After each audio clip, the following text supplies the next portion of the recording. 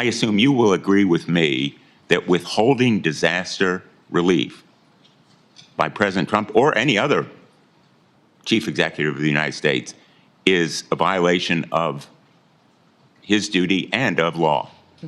Well, Senator, leadership has consequences.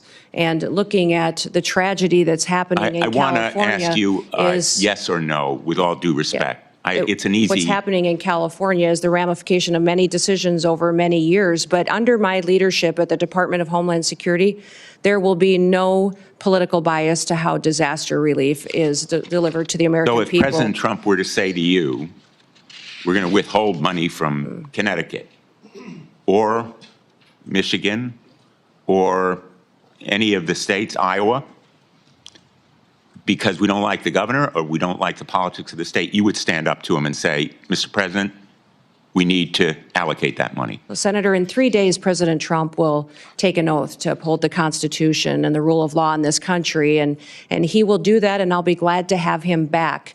And I don't speak to hypotheticals, which is what you're asking me to do, but what I will tell you is that as Secretary, I will do the same. I will deliver the programs as the Well, it's laws more than a dictate. hypothetical, with all due respect, and I apologize for interrupting you, but my time is limited, as you know, as a veteran of these hearings. It's more than a hypothetical. It's based on experience with President Trump withholding money from Washington State and elsewhere. I need to know from you, will you stand up to the President and say, no, the Constitution and the Impoundment Act requires us, for example, to allocate the $100 billion that we have just appropriated in the last session to states like Connecticut, $3 million, Texas, $10 million, almost every one of the states represented here. Will you say no to the President if he withholds that money? Sir, I don't know about the scenarios that you're referencing with President Trump, but what I will tell you is that if given the chance to be Secretary of Homeland Security, that I will deliver the programs according to the law and that it will be done with no political bias. And if the programs change or if you decide to change the rule of law, then I will follow that while adhering to the Constitution. So you pledge to allocate and distribute that $100 billion according to how the program is written, with no political bias. Every American deserves to be there and have disaster relief the same as their neighbors. What can you do in your new role to try and start reducing over time the moral hazard that we have created in this country with federal disaster relief?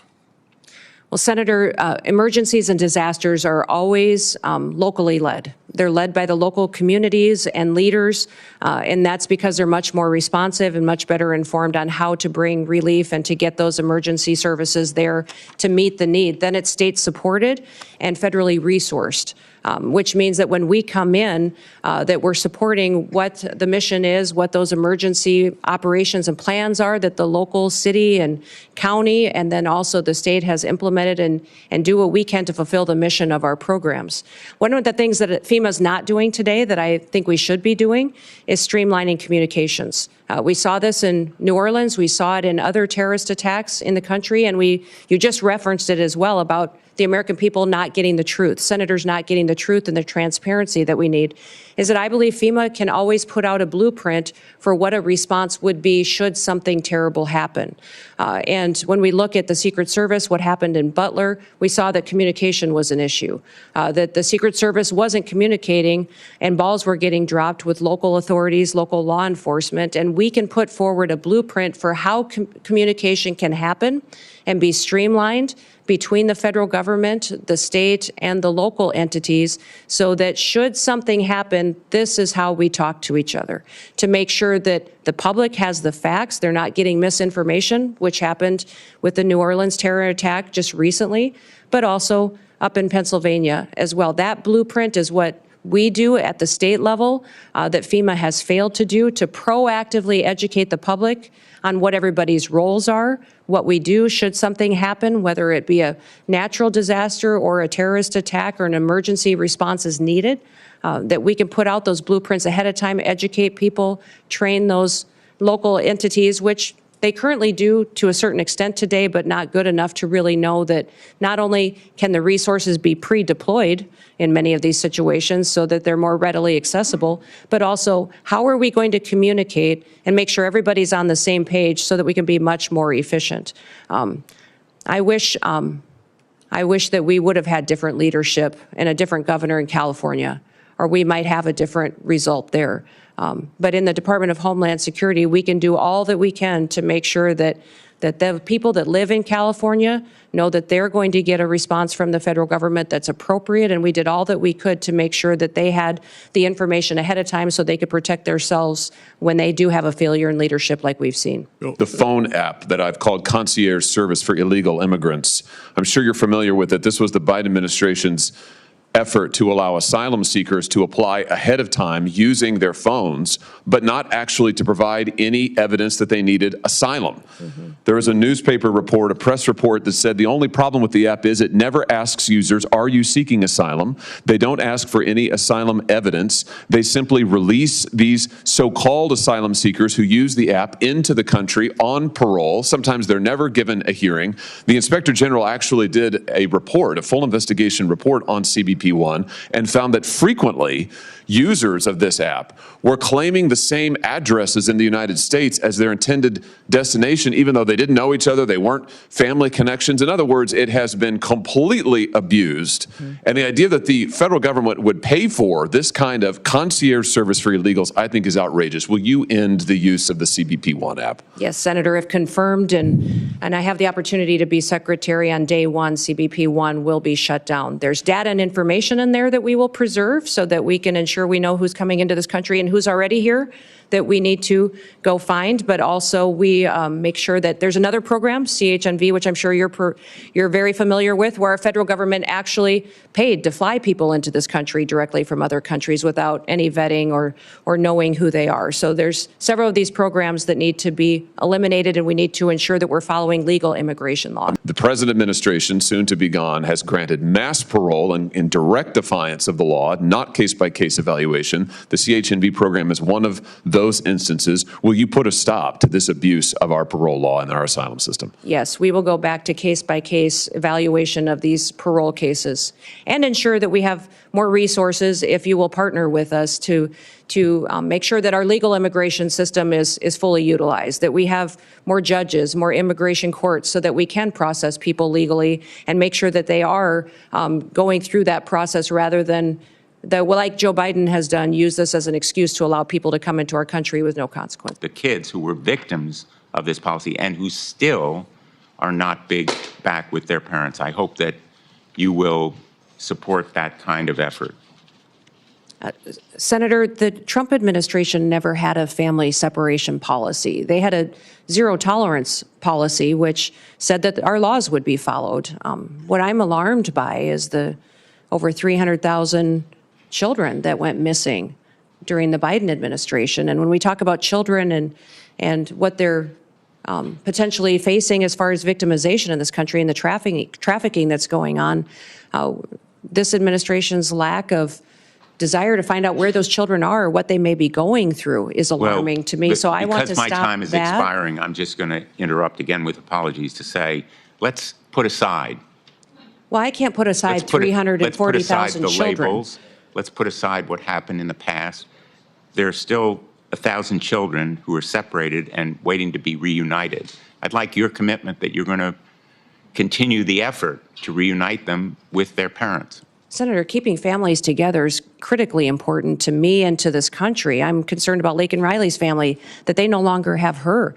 I'm concerned about the fact that we have people in this country that don't know where their children are, or people in other countries who sent their children here and they've been lost by this administration. So yes, my focus will be to keep families together. We will uphold our law and we'll make sure that we're doing everything we can to keep our children safe from the trafficking and the drug epidemic that's hit this country. Will you pledge to us that you will open the books on all of the facts associated and around these assassination attempts, that you will make available to us and to the public, most importantly, all the facts so that we can ensure that this never happens again and that the needed reforms in the Secret Service are put into effect.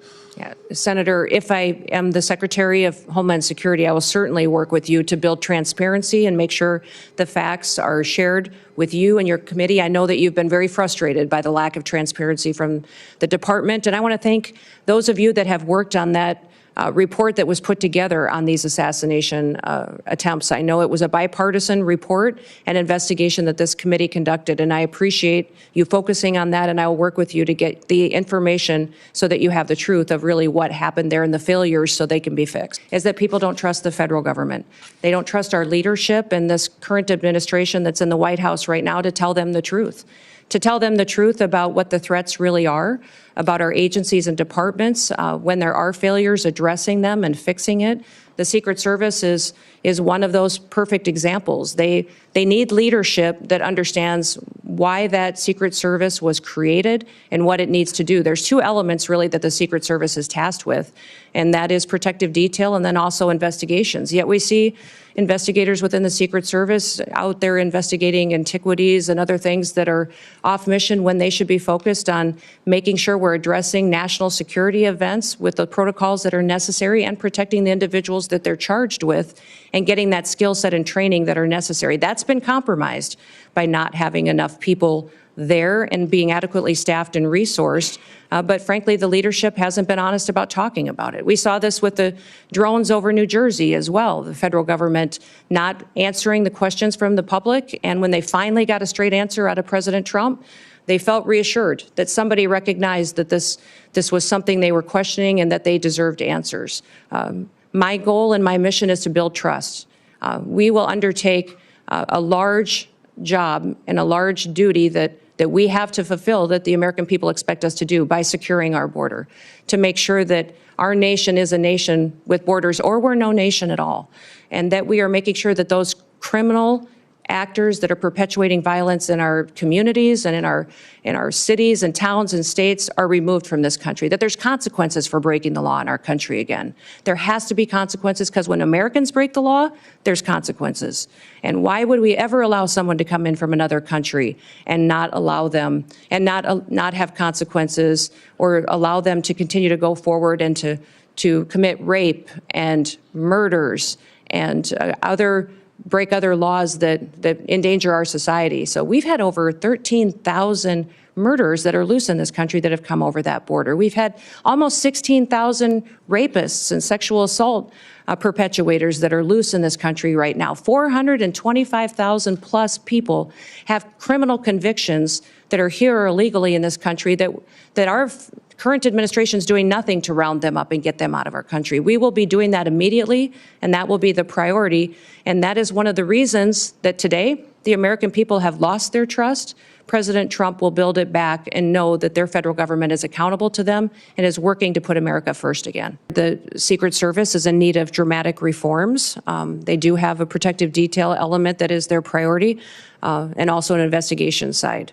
My understanding is that that investigation side is often used to train the protective detailed officers, but clearly they are not focusing on what their true duty is, and it needs to get back onto what they were created for, and that was the protective detail mission and emergency. I also want to ask you about domestic terrorism events. Unrelated to groups outside our borders, we've seen a rise in anti-Semitism in this country. It has spiked beyond any prediction. Yeah. And I want to know of your concern with anti-Semitist, racist events, Charlottesville, Buffalo, Pittsburgh. There's a shorthand for these violent terrorist acts against people in the United States.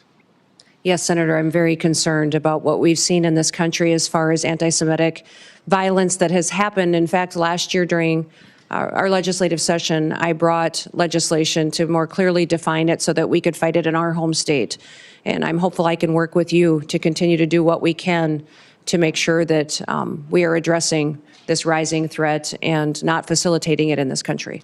And I just want to make sure that when you say we're protecting Americans against terrorism, that we're protecting all Americans, including people in mosques, in churches, in synagogues, people regardless of their worship, their race, their background.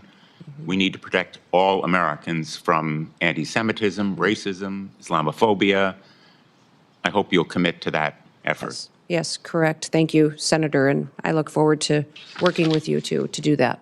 It's absolutely essential that we address this threat.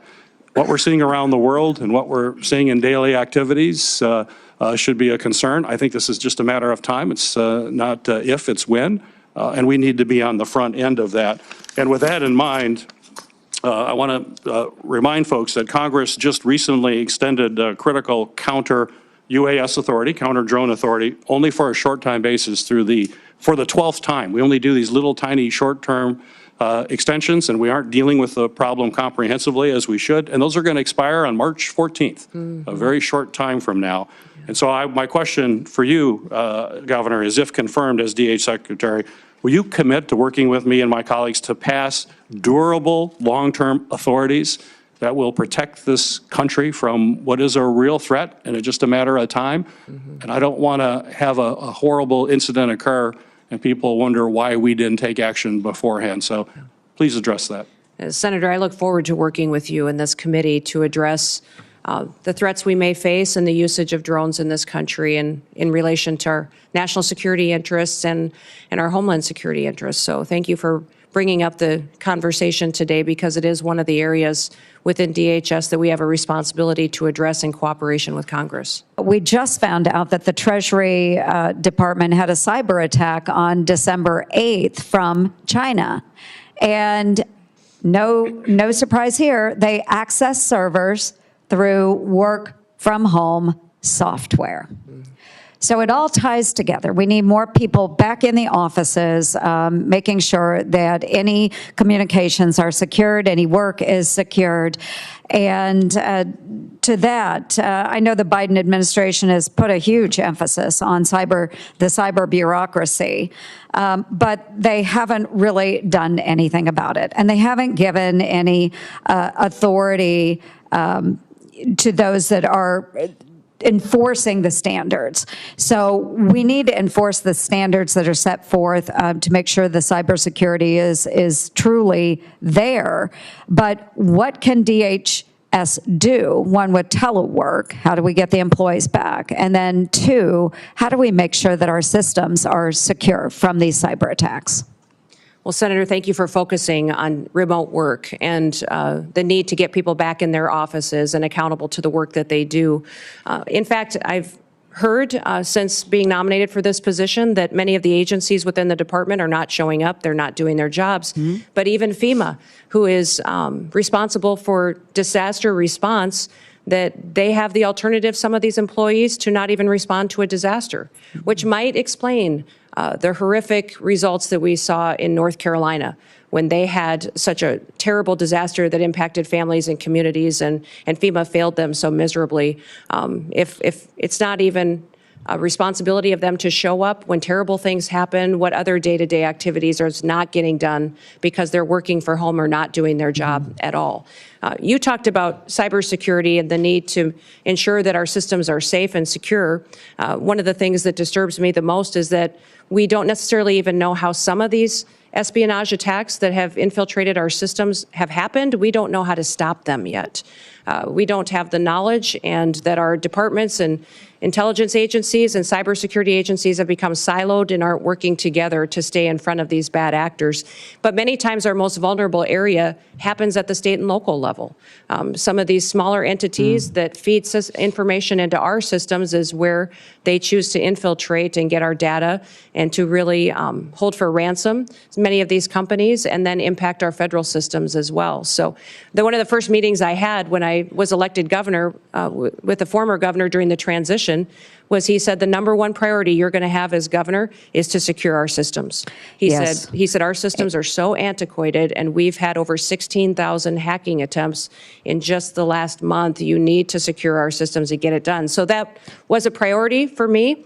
And to do that, and we fully funded it and got it done in South Dakota, and it's being implemented today.